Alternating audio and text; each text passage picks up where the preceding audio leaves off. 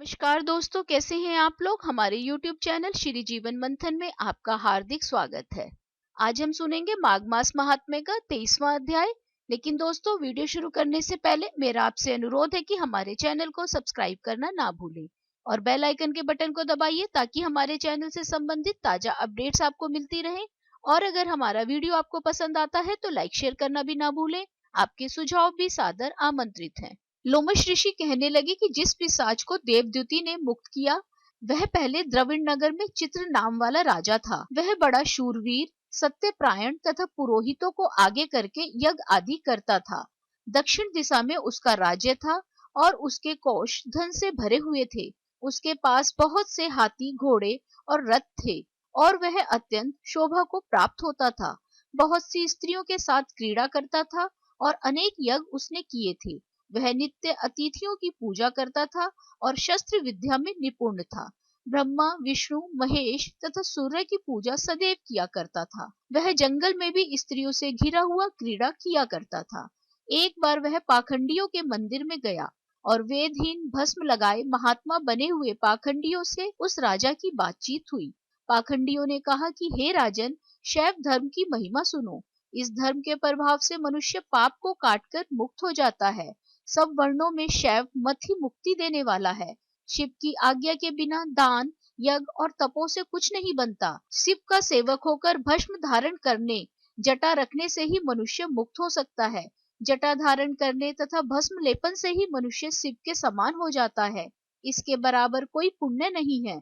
जटा भस्म धारण किए हुए सभी योगी शिव के सदृश होते हैं। अंध, जड़, नपुंसक तथा मूर्ख सब जटा से ही पहचाने जाते हैं। शूद्र वर्ण के शैव भी पूजनीय हैं। विश्वामित्र क्षत्रिय होकर तप से ब्राह्मण हो गए।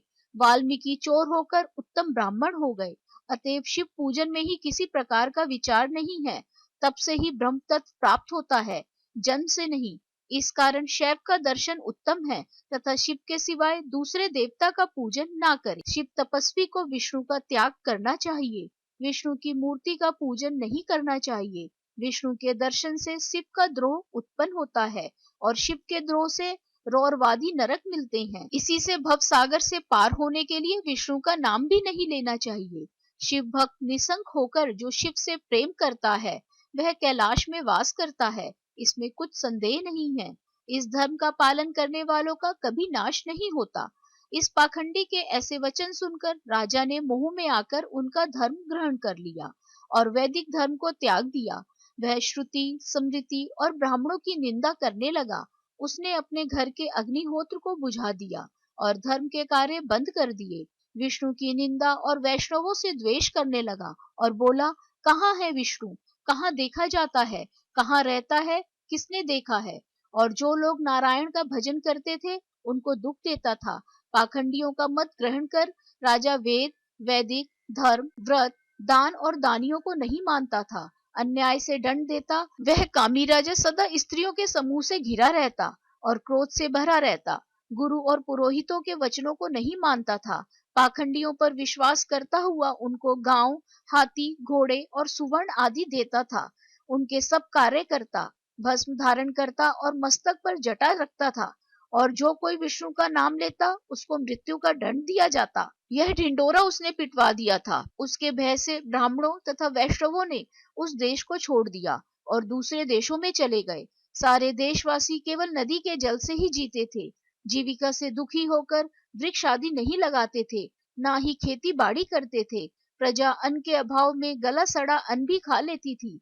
आचार, विचार, अग्नि क्रिया सबको छोड़ काल रूप की तरह वह राजा शासन करता था। कुछ काल पश्चात उस राजा की मृत्यु हो गई और वैदिक रीति से उसकी क्रिया भी नहीं की गई। यह यमदूतों से अनेक प्रकार के दुख उठाता रहा। कहीं लोहे की कीलों पर से चलना पड़ा, कहीं जलते अंगारों पर चलना पड़ा। जहाँ सूर्य अति तीव्र था और ना कोई छाया का वृक्ष था, कहीं लोहे के डंडों से पीटा गया, कहीं बड़े बड़े दांतों वाले भेड़ियों और कुत्तों से काटा गया। इस प्रकार दूसरे पापियों का हाहाकार सुनता हुआ वह राजा यमलोक में पहुंचा।